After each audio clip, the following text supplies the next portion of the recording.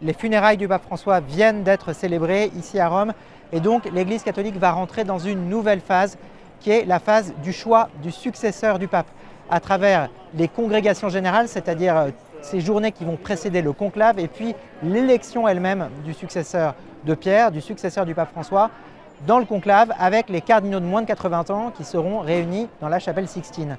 L'une des questions qui sera au centre de ce conclave, c'est l'héritage du pape François. On voit mal aujourd'hui comment les cardinaux pourraient balayer d'un revers de main l'héritage du pape François et tout ce qu'il a fait durant son pontificat. Deux raisons pour ça. La première raison, c'est une raison démographique. L'Église catholique est maintenant structurée beaucoup plus profondément, beaucoup plus fortement autour des catholiques du Sud. Ces catholiques de l'hémisphère Sud, désormais, ont pris conscience que leur voix comptait. Et à Rome, on est bien conscient que l'avenir de l'Église catholique se joue dans l'hémisphère Sud. Et puis, la deuxième raison, ce sont les thèmes poussés par le pape François au cours des 12 dernières années.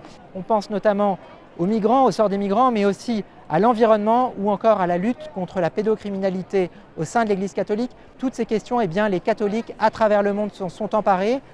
Et quel que soit le successeur du pape François, eh bien, les catholiques du monde entier continueront à travailler sur ce sujet et continueront à attendre beaucoup du pape sur ces questions.